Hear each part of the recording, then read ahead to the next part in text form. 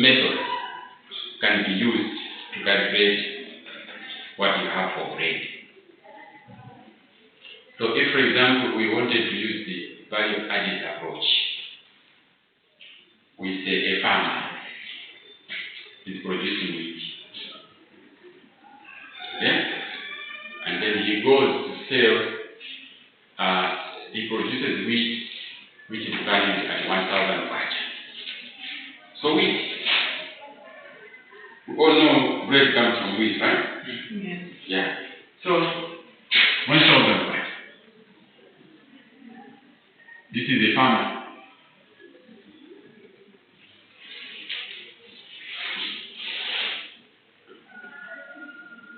So the farmer sells this wheat to a miller. He sells that wheat to a miller for 1,500.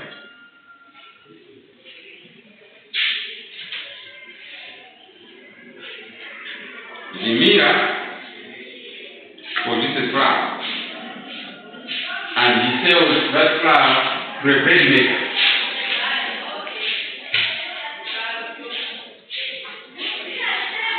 The bakery for 2,000.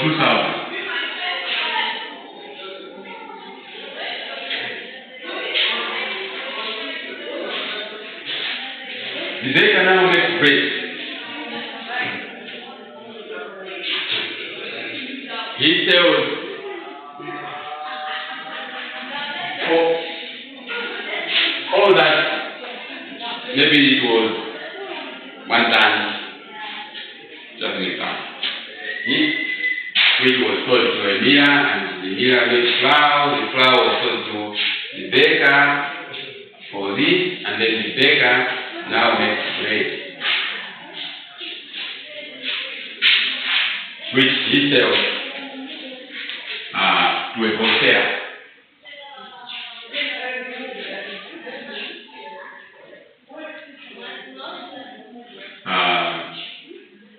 He was a vendor for 2,500, and the vendor sells to consumer for 3,000. So the final cost of the bread,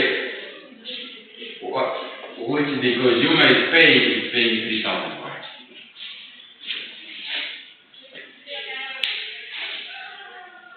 You can use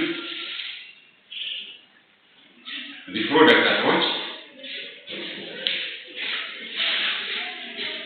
by just adding up the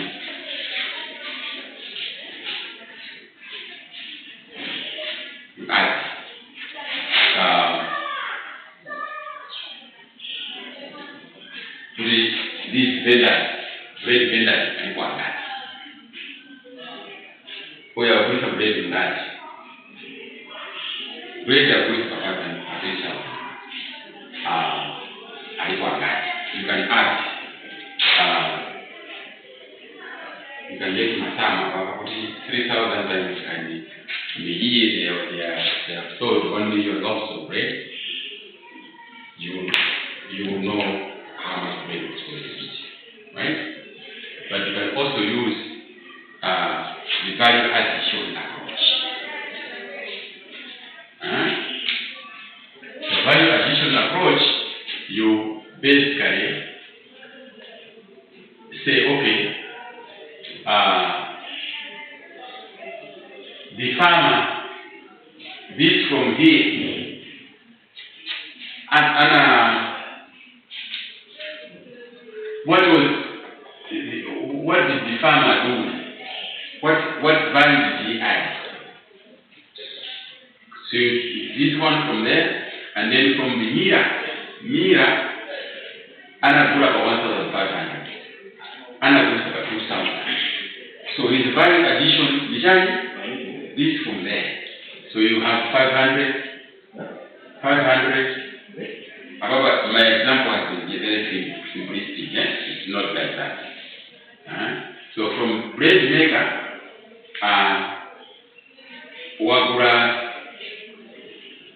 wagura izizi pa flour yo pa 2000 au gulisa bread at I might confuse. Anyway, what is important is my differences are right. I'm party to many ways to contribute. From flour to bread, you take what you have. Okay? That's what I'm trying to do. I mean, what guy actually wheat uja, anakula wheat wa ugaya, ufa uja, au kulisa 500 kwa chamo. Like that. Ujutu wa kula ufa uja, au panga bread. Bread uja, au kulisa 500 more. Like that. So, usually, when you add these up,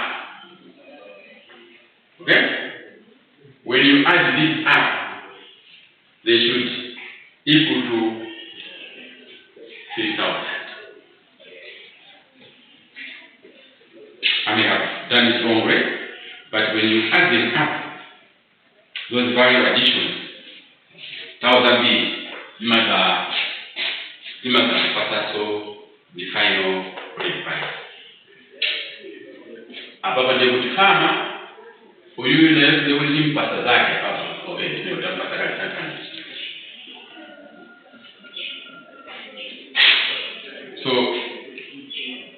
what is important is to recognize whether you are using value addition or you are using just the final product. You are supposed to enter to arrive at the same rate, because these are my profit cover. Some of them are, these are earnings, some of them are profits. It's one of these things, they all fall into this. The farmer will be able the way they are calculated. But the others can also be can be that they are charging an additional to what they did, because they are also paid late, they have done some process. So you find what it mean a farmer in a time where it's only late. We now calculate why they are adding, each one has a good explanation why you are moving like this.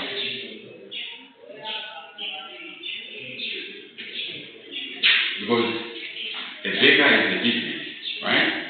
So a business, I'm sure, is paying rent or wages, So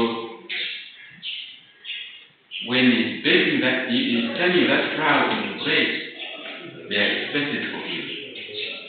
So that's why whatever approach you take, you arrive at the same answer.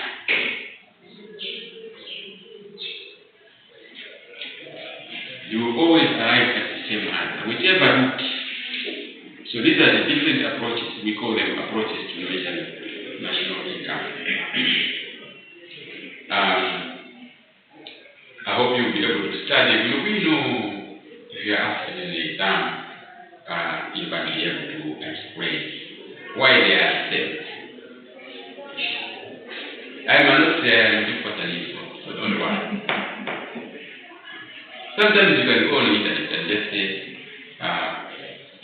why are the three approaches to national income measurement the same? How? And it will show you how. I hope I can also send you an example, an actual example. If we have time, we would have calculated an actual example.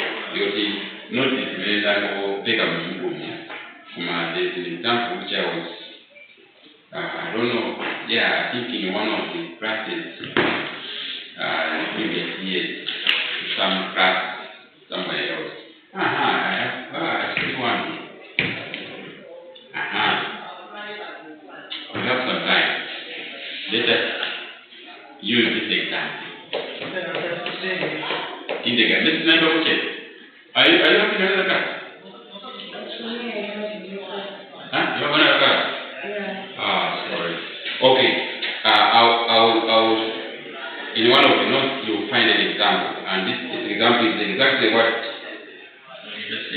a farmer uses her own labor, seed, fertilizer, land.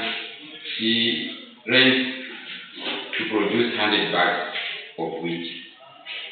She sells these bags of wheat to a miller for 1,000 rand.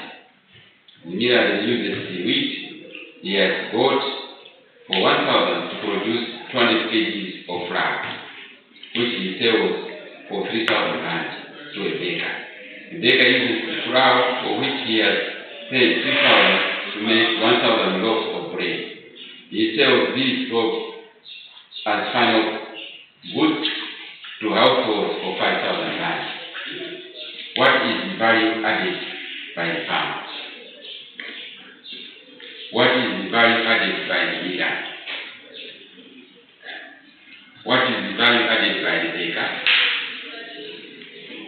What is the value added? What is the value of total production? Okay? And using the same, you can calculate the expenditure method. Okay? Using the same, you can calculate the income method. It's very clean, and I'm sure when you have read it, and even try to calculate Lokan, it will stay in your head. You know that it's donut, it's mathematics, whichever way you take.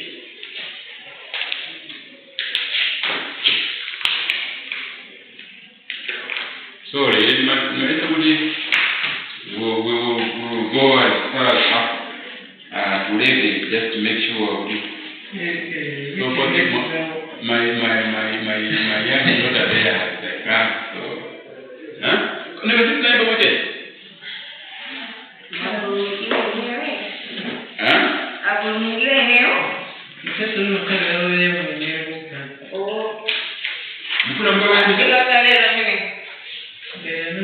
What do they do? Get it?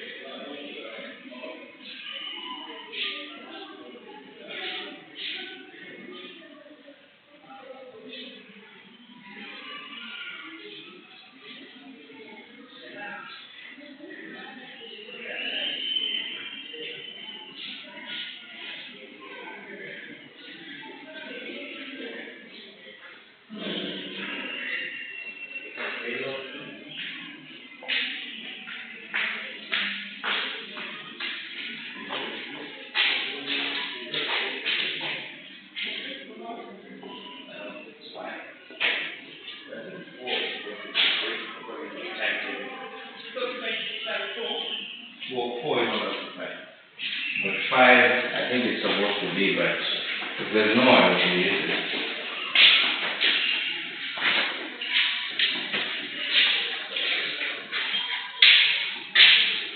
Wow. All the way here. My God.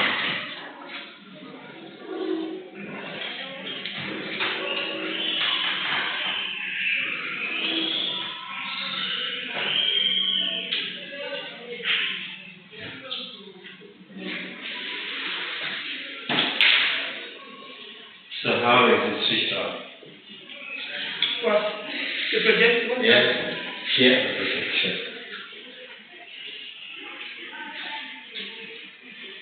Supposed to step on them. Oh my God. You're the tallest. And No, I'm short. no. Then how do you reach the ring?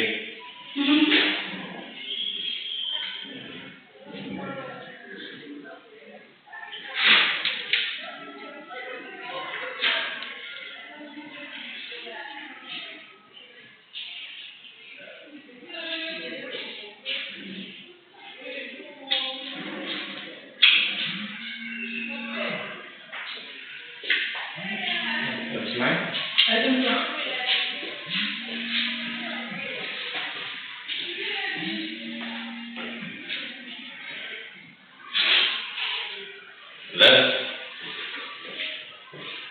That's okay, guys. Physical. I didn't let your mouth over today. I'm going to have a weekend. My kind is in my.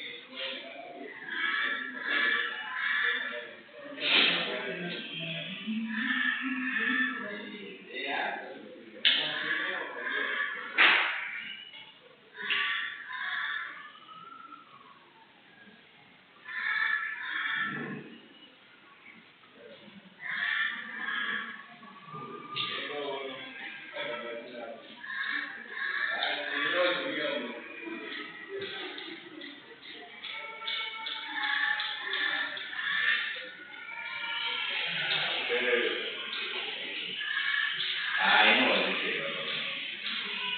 Then I'm going to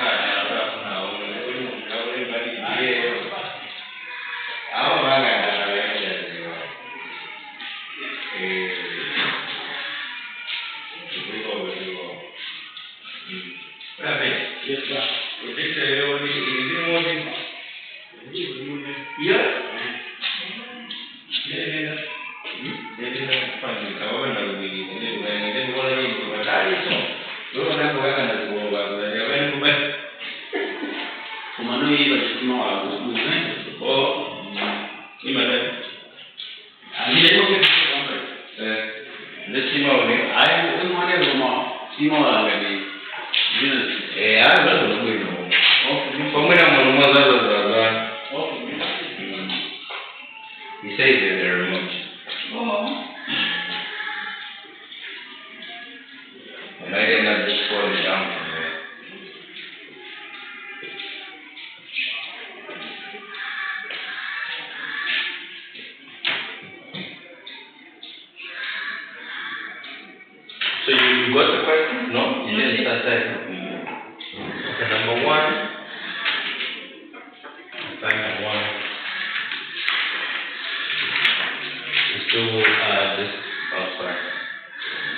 We'll discuss the human resource management function.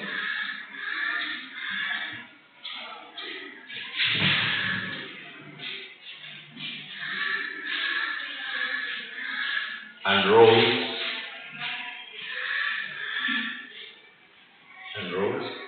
with its relevance towards an organization.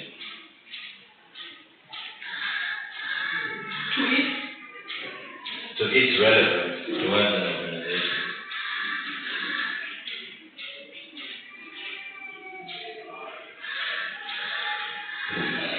And number 2 is to what extent is human resource planning vital?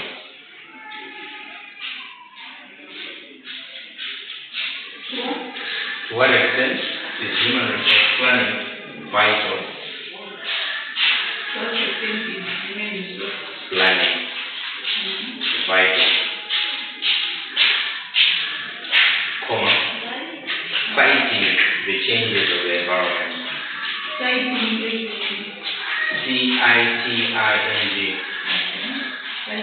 CITING. Citing the changes of the environment. the changes of the environment. Yes. Yeah, that's all. The other one you give me. Yeah. Trying to come up with a question.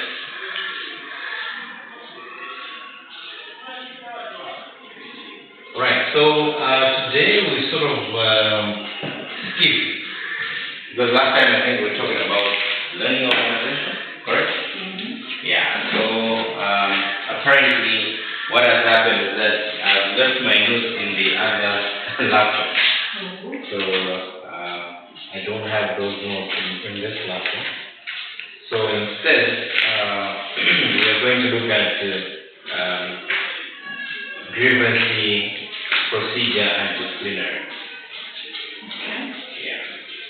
So I'm saying that we will not do it. We will do it, but only that this time around we'll sort of skip it and go to a new topic and deal with it later. Okay. I tried to call my wife to probably send me the file on WhatsApp, and she can't find it on the computer as well. So I said no. So we might as well just do something else different, and then go back to it later. So this topic comes soon after learning organization. So it's not much of a difference, only that we haven't finalized the previous topic as I said.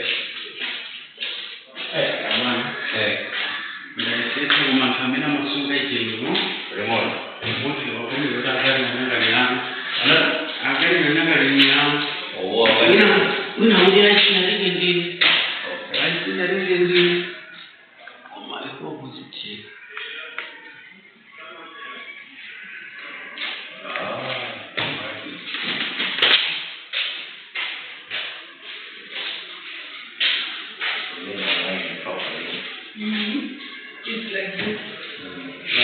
Let's calm down. Alright. Yeah.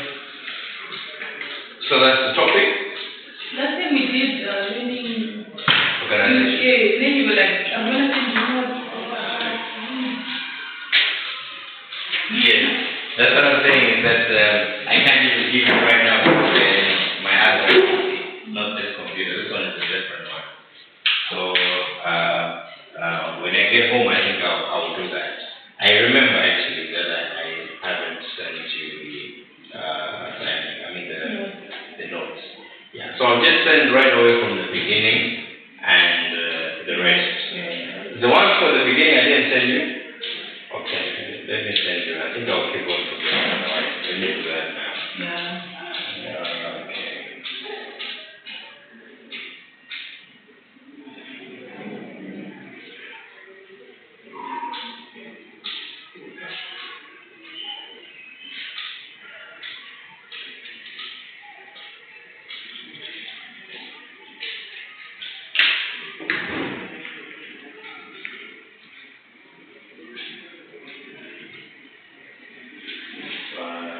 Send you.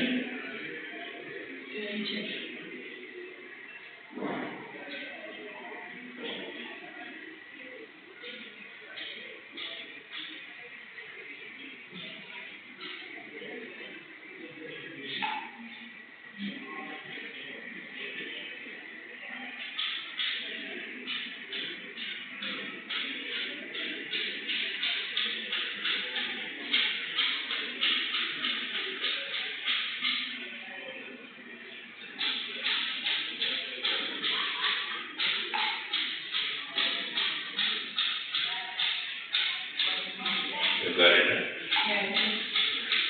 I got two. Yeah, so, Management of management. yes, so what is remaining is the one for learning organization, which I'm saying is in the other computer. So I've actually sent you even today. So the PowerPoint is full today. Yeah, so I don't think there's need for you to write. You can just be going through and listening. Yeah. Okay, but with that slide, you ignore the first slide. You simply go to slide number 21. The rest of the issues, I think, are not all that relevant for you. Yeah. So, taking in line with what? No. It is relevant actually because, but only that is coming after this topic. Yeah. I don't know. You have the syllabus with you? Okay. Fine. All right. So today we want to look at grievance procedure. What do we mean, pardon? Yes. So obviously, because we look at organizations as comprising of two or more people and issues of having conflicts or people having certain grievances, it's inevitable. Okay?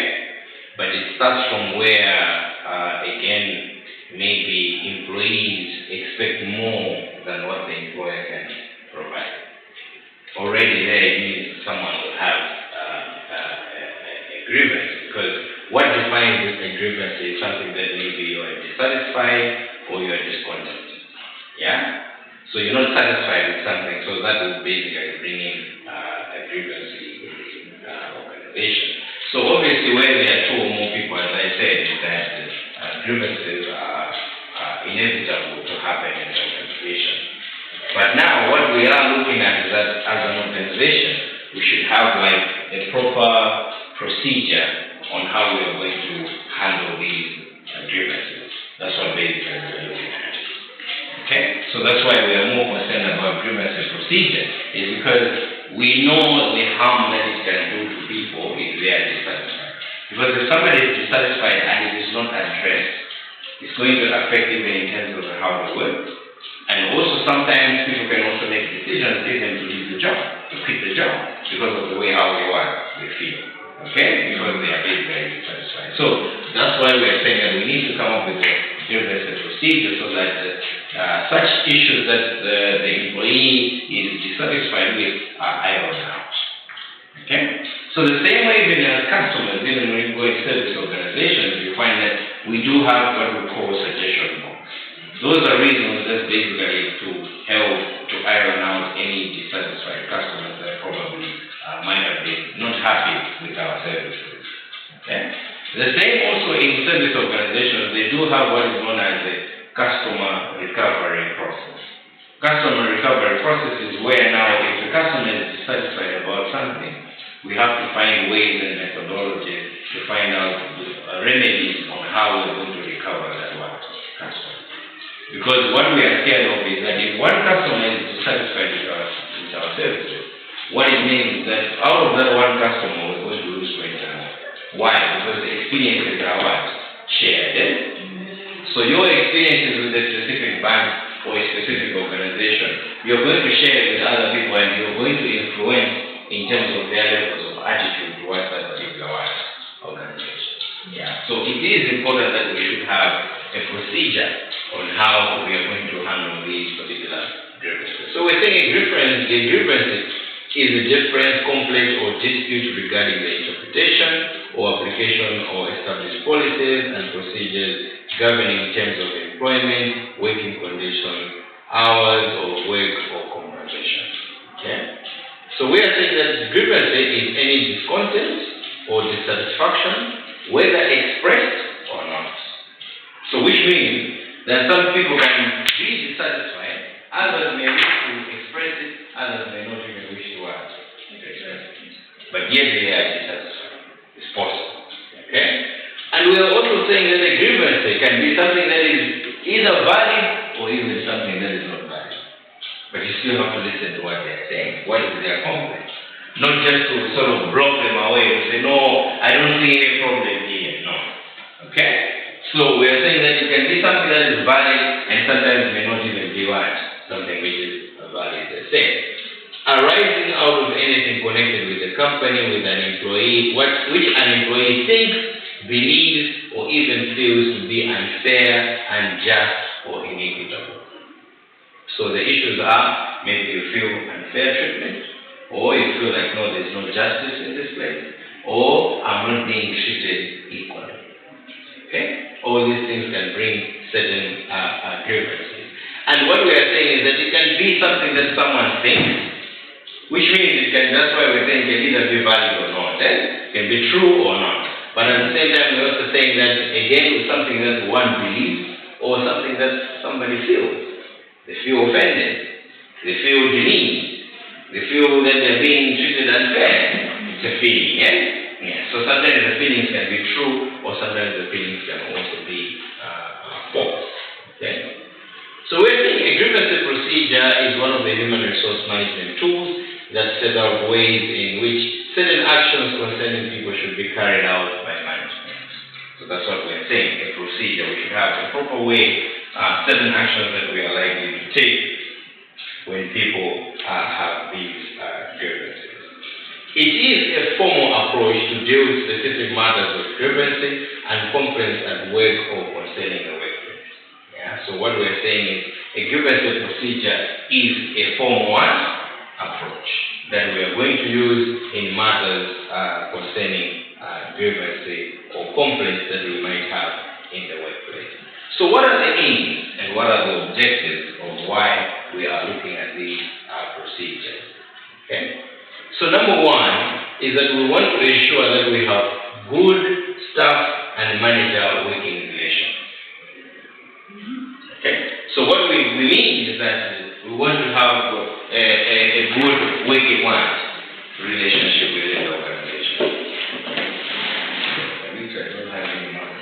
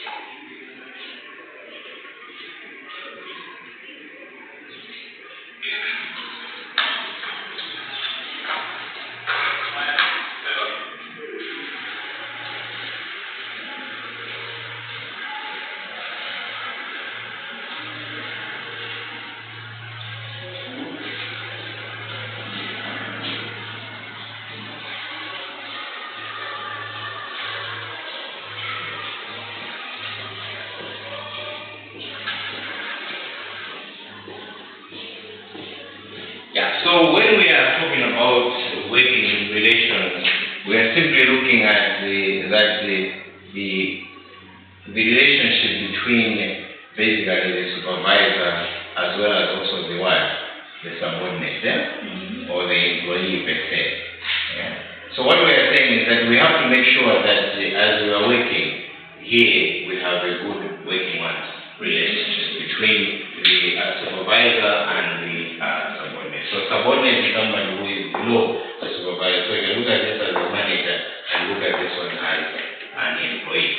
So one of the reasons why we're coming up with a procedure to iron out any misunderstandings or dissatisfaction that has arisen between these working relationships, one of the objectives of why we are looking at grievance procedure is that because we want to promote that we have a good working relations within the organization. Number two is also that we are looking at that we want to be satisfied that they are being fairly treated. Okay? So we want to make sure that we are not having any other problems. If there are problems, they should be what? Known. Yes. Because if we have a procedure, it means everybody knows that, okay, if you have any discontent or you are dissatisfied about something, there is a process on how you are supposed to follow. There is a procedure. So those issues will be known. And if they are known, we can also find ways on how we are going to improve in terms of our work. Exactly. Okay? So that's another objective, that we want to be satisfied that our employees are being fairly treated. Not only that, I think you can relate to what we were looking at previously when we were looking at equal opportunities at workplaces. Yes. Because those are some issues where some people may feel that they are not being treated fairly in the organization.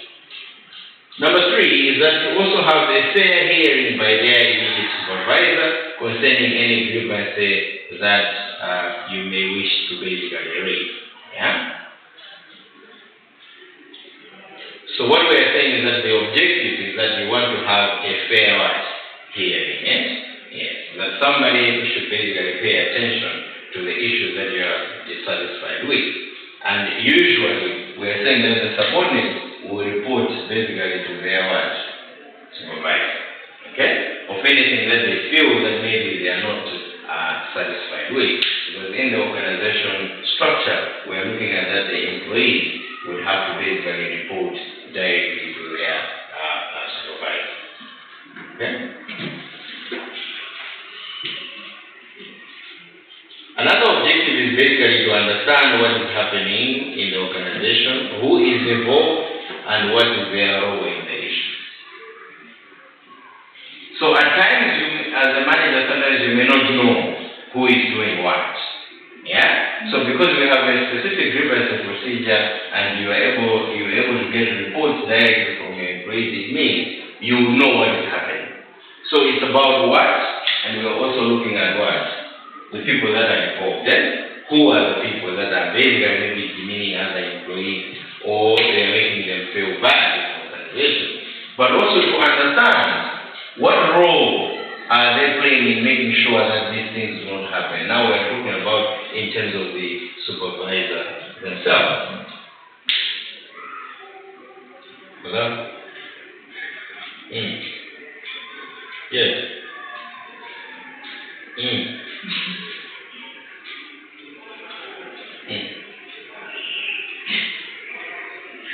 Talk. Okay. You're able to hear. Your ears are wide open.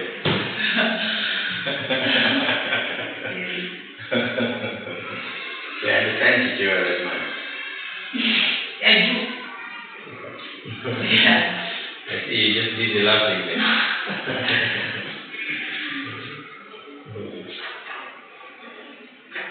Okay. Another aim is also we're looking at that as an employee you have the right to appeal to a more senior office against any decision that has been made by an immediate supervisor. So what we're saying is that you have reported to your immediate supervisor and you still feel like, you know what, my supervisor is not addressing what I've told him or the grievances that I've had. What we're saying is that you have now also the authority to go above to a more senior office. Okay? And report the issue to say, no, I've already reported to my boss, but it seems that these issues are still continuing.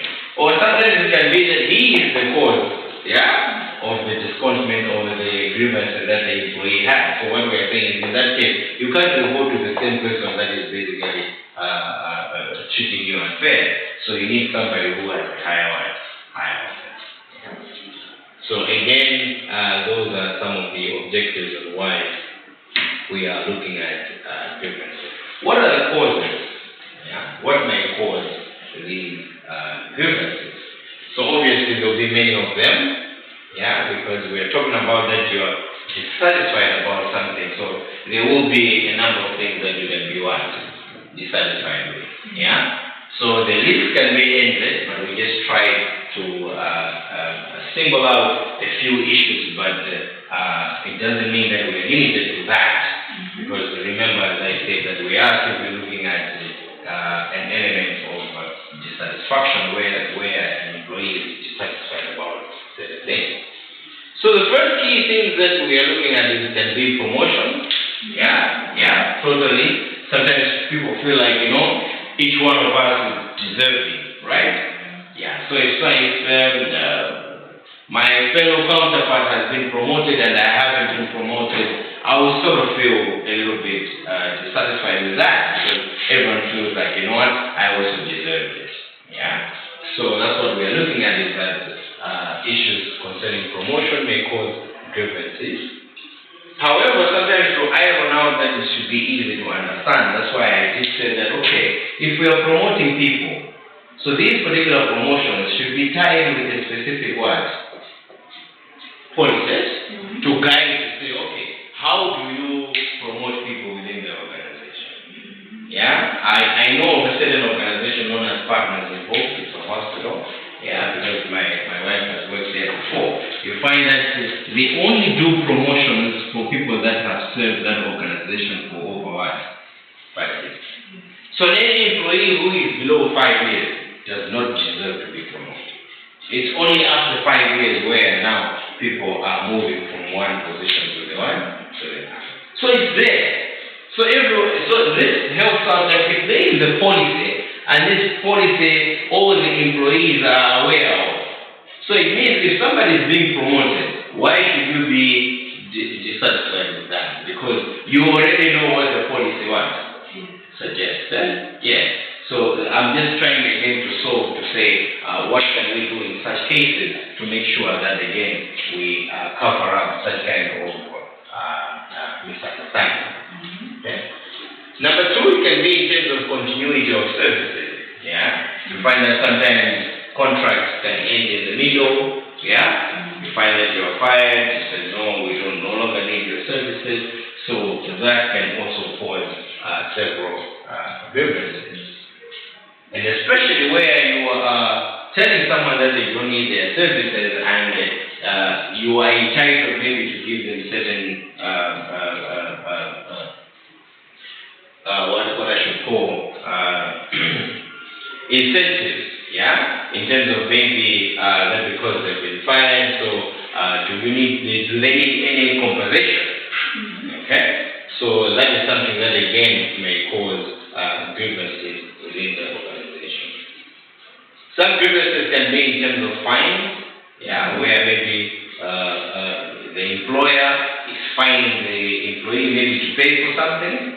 Like, for example, when I was working in Shell, I lost some keys, a set of keys. And the employer said, no, I have to be deducted from my salary to make sure that those keys are in place, because they were very expensive. Because they are for these aluminium doors, Yeah. So these are what we are looking at in terms of fine. Yeah. So again, people may have grievances to say, why should I pay a fine when this has happened at the workplace? If it was different, if maybe that happened at home or something like that. Yeah. And then we can also have grievances concerning compensation. So in compensation, we are more concerned about issues concerning what? Pay. Yeah. I don't know whether you were around, but there was a time where First Capital Bank, formerly known as First Merchant Bank, there was a payroll that was circulating on social media. Payroll for the whole organization. So somebody leaked it. Yeah, deliberately. So that people, I'm not sure. What is known was that people were saying that no, they were sending internal information from within, and he attached or she attached the wrong document. And so the document, you know how it is, if confidential documents are gone, so people now just started sharing. So it went all viral. So people were sharing it on WhatsApp and whatnot. So it was the whole payroll for First Capital Bank. Yeah. So people were able now to notice the gap between those at the top and those at the middle and those at the bottom. So yeah, the way some people receiving maybe their salaries around 16 million, 18 million, 8 million, those ranges. And then we have the cashiers who were probably receiving their salaries around 300,000 by then. Yeah, so people will now compare and say, look at the guy, stupid. Yeah. So in such cases where now people have even come across such kind of documents, obviously people are going to complain about issues concerning what because they are looking at the gap that is there. Yeah. And especially even there are some people in the organization that know each other to say, you know what, I and Nomsa we are equally qualified. But now why is it that Nomsa is highly paid than I am? And yet we have equal qualifications. So this can also cause grievances for people now to start complaining all sorts of things because they are looking at that we are at the same level in terms of education level. Issues concerning increments, who is deserving to get an increment and not. Yeah? So salary raise. Yeah? Everyone feels that I need a raise too, you know? Yeah, so issues like that can also cause grievances in the organization because everyone is looking for money as well. The same, as I said, is that we have to also have policies to guide us to say how are increments done. Yeah? Who deserves an increment? Is it only based on performance, which will be our next topic that we'll be looking at, because our next topic that we'll be talking about, it will be dealing with performance management. Yeah, so it can be that maybe you are giving a salary raise because you're looking at the issues concerning in terms of their performance. Yeah. In short, what I'm saying is that we should have a policy to guide us to say who deserves to have basically what an increment. Is it everyone? Yeah. So even those that have joined the previous only, they have only stayed on 1 month. Yeah, or there's a specific time frame in which people would deserve to be subjected to issues about increment. Issues of disciplinary action. Yeah. Do you have a student disciplinary action? Yeah. As students of Lilongwe University, do you have any actions that are taken on students if they show any behavior that is undesirable? Is there any discipline action that the institution takes?